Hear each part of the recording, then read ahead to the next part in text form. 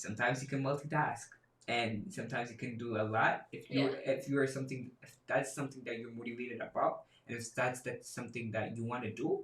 You can't just complain, oh, I have school, I have this. Okay, you have school. You can always make time. Yeah.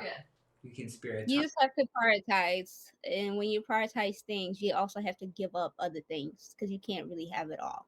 Yeah. So you have to pick and choose which one do I want, do which one needs my time right now, and then like what do I need to As immigrants, we face a lot of challenges, and we've been through a lot of focus. challenges.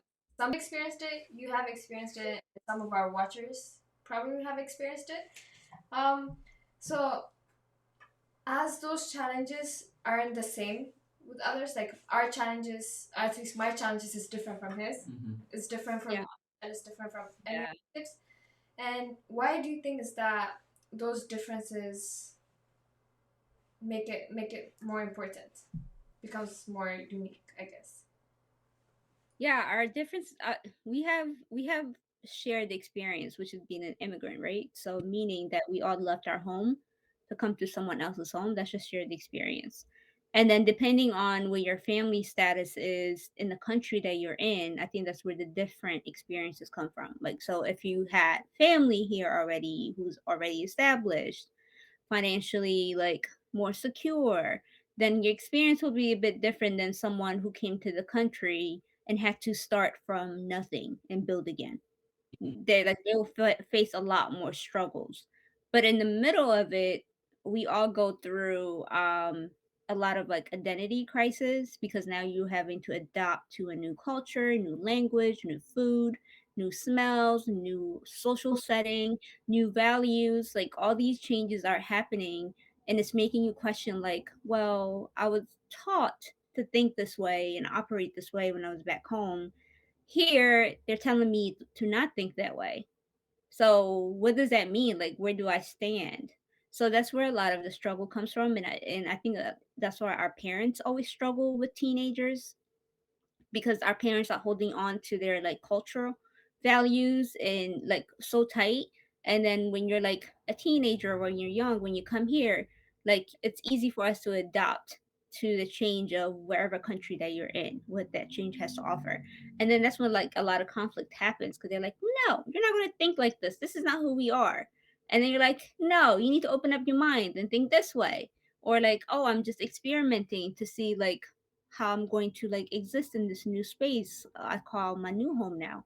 Yeah. So a lot of the challenges is trying to figure out like who are you as this new person in this new country, especially as a young person because you're like changing and adapting so quickly. And then a lot of us, for me, I didn't figure that out until I was maybe like 26, 27. I came here when I was 13. So a lot of my teen years were spent in learning the English language because I didn't speak English, learning the school system, trying to make friends. We don't really have that big of a family in America. So just navigating what family looks like now, just being the three of us. Um, so it was a lot. And then being like a young girl who was like trying to navigate like how do like looks, trying like the looks I had wasn't acceptable like with the American culture. So like my curly hair, they used to make fun of me. So I used to like try to press my hair all the time. I used to try to perm it. My mom was like, no. So I'm happy she did say no to that. Um but you just go through like all these identity crises. Like who am I? Where do I fit in? How do I make everyone happy? Because you're like as an immigrant, you're told like to not be seen or heard, just stay in the background so you're not making a lot of noise. So that's a lot of what I went through. And then when I went to college, I found myself wanting to just like appease everyone that I was with just to not make everyone mad. So if people made me mad, I didn't really say much. I would just be like, okay, well, that's okay. We don't have to talk about it. But after a while, you're just like, well, no, that's not how it works. Mhm. So you start finding your voice, you start finding like who you are and what you like. And then for me, that was like maybe 27, 28. So that wasn't that far ago. Now, like I know how to exist between both cultures. I know how to exist in the American culture and I know how to exist within my own culture. At the same time, I know who I am in the middle of it. Like I don't let like my culture and the American culture and the expectations of my parents or the expectation of society like define who I should be. Because I know what makes me happy, what makes me sad, what brings me joy and makes me feel at peace. So I pay attention to that. But that takes time to like listen to yourself, because a lot of times, especially as immigrants, we're listening to everyone else telling us do this, do that, from like the applications to what school to go to, what to study. They're like, go talk to so and so's child because they did this, so they will tell you how to do it. Eh, it's usually it's good because you're like sharing information, but a lot of times you kind of lose yourself because you're listening to everyone else and not listening to yourself. They expect you, as a lot of times we have been told it, like, look your neighbors, like, look, whoever the neighbor's name is, look his daughter or look his son, like, look how they're acting, act like them, or I do like Yeah. that. Always compared in our culture. That's the hard thing. That's one of the. Yeah, no one really stops to ask you like, how are you feeling? Like, what do you want to do? It's like no one asks you that. No, Yeah. that's That's not a not part of question it. that exists in the society that we grew up in. No. No. How are you? Are you okay? Or like, are you mentally, emotionally okay? It's Yeah. just non-existent. They just like they don't even if you want to talk about anything. So most of the time it's not usual. So they just I don't know. They don't make you finish your thoughts. You're Yeah. just like, oh, something, and then they're doing something else. They don't. You know what it is? It's say that again. They don't have the time to listen to your Yeah. thoughts. It's like No, I don't think it's. I don't think it's the time. I think okay, this is where privilege comes in, right? So we the immigrant kids have the privilege to leave our home and interact with like new people, learn. Think about what our parents have to do. Like when they come to the country, they have to find a job. Usually the job consists of being around like their own type of people or other immigrants, and they're working 3 4 jobs to really just like survive and provide. Yeah. We get the benefit like to learn a lot. So we are learning about like our emotional health. We are learning about like ourselves, what we like, the environment, politics, all these things are like that's a privilege. You're learning. So when you're trying to bring that conversation to your parents, they're just like, wait, no, no, like we're not, we can't, I can't. I don't think they see it this way, but this is how I see it. A lot of times they don't know. They're not saying I don't want to talk to you. I genuinely don't think they know how to talk to you about emotions. Because think about it. Growing up, they weren't taught about how Yeah. to listen to their emotions. Like look at their interaction with their parents, with their siblings, or like other family members. So how can you expect them to listen to you when no one listens to them, or like they don't listen to other people? Like they're not going to listen to you. Yeah. Yeah. And you always say finish your thoughts, right? So kind of connected to it. So it's really important to finish your thoughts, because I'm the kind of person I'll be like, oh, whatever, and then I'll just like start talking and be like, oh, whatever. So what? Why do you say finish your thoughts? Well, that comes with when people say like when people start expressing themselves and then they'll be like, you know what, never mind. We're like, it's whatever, whatever. Like I don't want to talk about it. A lot of times that's attached with like fear of like if I finish my thought and I really tell you how I feel, you're not gonna listen to me or accept me or or want to talk more about it. Or it's gonna like turn into an argument. So I don't have time for it. So I'm just gonna say never mind and not say anything. It's important to finish your thought because you owe it to yourself to express how you feel in that moment.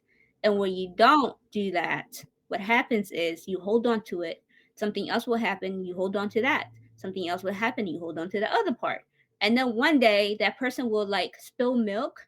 You're like, you know what? I have a lot to say. And the Yeah. argument will spill the milk, but like you'll start talking about things that happened like 5 months ago.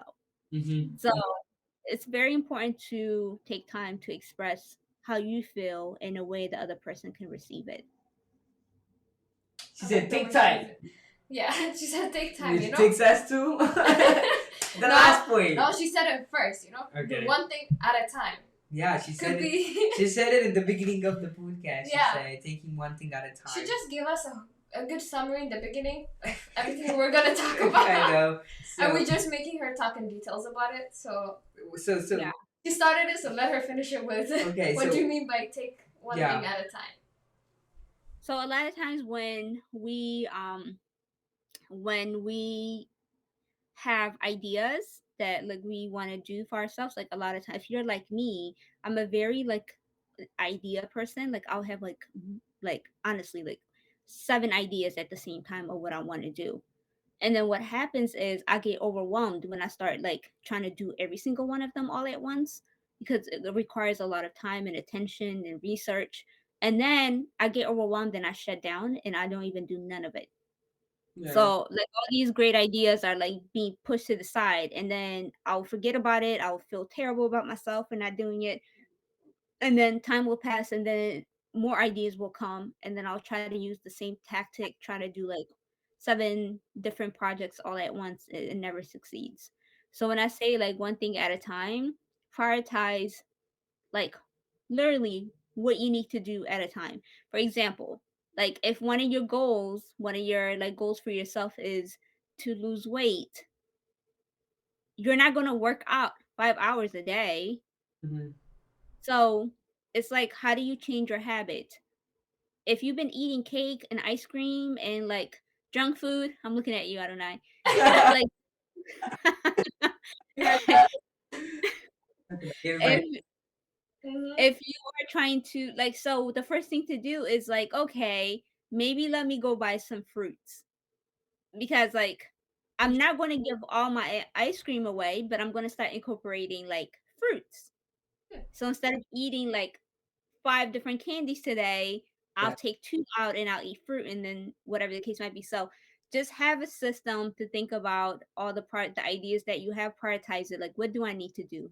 So I want to start a coaching business. That's like one of my coaching business. That's one big idea. Within my coaching business, I had like different practices that I had. I had like the life coaching, I had the conflict and mediation, I have my equity and inclusion when it comes to immigrants that I do. So what I did was each week I took life coaching, for example, for 1 week, and I wrote down what I wanted to do. I did more research on it. I didn't think about all the other projects. I just thought about life coaching. And then once I finished that, the following week was like conflict and resolution. Like, okay, what does that look like? So just like when you have a computer, you have like all these tabs open, and at some point you don't even know what the tabs are there for.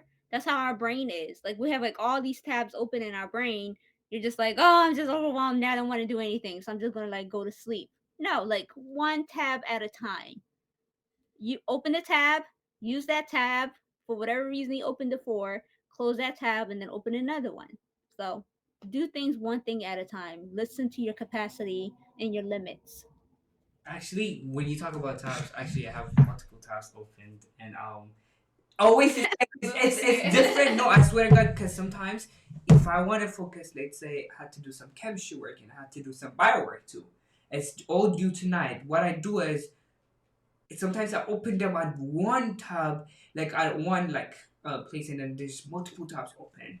And then what I do is I move let's say chemistry. I move chemistry to another whole tab where I can't see biology. It's only Yeah. chemistry materials, and it speeds my work because I'm not going from a bio tab to chem tab. I'm just focusing about chem. So once I finish chem and I go back to bio, it actually works a lot of times, and I've tried it like a lot of times, and take one thing at a time. Yeah, do one thing at a time. Like that. Yeah. If one can't work out, you said 10 minutes at a time. Yeah, it's listen, if just like one day at a time. That's my motto. If if I'm overwhelmed and I can't get through the day, I tell myself just get through the next 10 minutes. That's your job, nothing else. I'm like, okay, Wow. I like that a lot. Okay. Okay. I could do 10 minutes. Like, okay, I was like, I could do 10 minutes, and then like I just focus on 10 minutes, and then I listen to myself how I feel at the 11 minute. Like, how do you feel? I'm still overwhelmed. All right, let's do another 10 minutes. And then you're gonna get I through the like day. that a lot. Yeah. Yeah. Thank you. This is really. I wish I Yeah. can continue. Our time yeah. is just going. I can talk hours and hours on this. She might come back for season 3. Season 3, hopefully. Because there's a lot to talk about. Like there's a lot. I know. If she's not fully booked. She's missed everything. So we'll be starting from now for next year. Yeah. Season 3. Yeah, hopefully. And then go on from there. Thank you so much. Yeah. Yeah, thank you so much. So I'm so proud of you guys. This was really fun. You guys are having very important conversations as immigrants, especially. I'm sure they're like other immigrant kids who don't even know they need to have these conversations. So I think your podcast will help them to kind of make connection to who they are in the conversations that they want to have with their friends, with their parents. So this is really great. Thank you for having me. Thank you so much. We appreciate you. And You want to close yeah. up? Me? I'm closing it up this time. Okay. Okay. Thank you so much, Lit family, for tuning in, for listening to us. Well, we hope you have enjoyed this episode with our guest Lula. Thank you so much for coming. And Oh, see there you was a guys- question. Oh, hold on. Sorry. So, because we asked questions. So, first time was define happiness, which we were supposed to answer this episode. But since our guests really touched on good topics and we weren't able to have that time to talk about that one, how about we add another question right now so that And we can then answer the third the episode. third one, definitely. We can definitely do that for you guys. You add the question then. Okay, no, actually, Miss Lula, tell us one good question that we can ask our listeners to comment down before the next episode released. And then we'll include their answer on the next episode. A question to ask them based on the conversation we had today? Yes. I think the question that came up was because we talked about immigration, we talked about time management, we talked about we touched up on like identity. So you can ask them like, at this point in your life, do you know who you are? Can you define who you are? Oh, I love that at question. this point of in your life, you can close it. In your life, you can do that later. Do you know who you are, right? Yeah, at this point in your life, can you confidently say, can you define who you are, or do you know who you are? However you want. Who you are. Alright, this is our next question. Thank you guys for tuning in. Of Comment course, below. yeah, we will read your answers as much as possible. Show some love for Miss Lula. Her Follow links will her. be down below. You're gonna find her, and I guess in Spotify too, right? Oh yes, so I actually have my podcast called Sense of Balance that will be launching end of April. I'm doing interviews right now, but for now you can follow me on Instagram or business page Lula Vera _. Let's go. Thank you guys. Thank you so much. Thank you. Thank you, Lit family.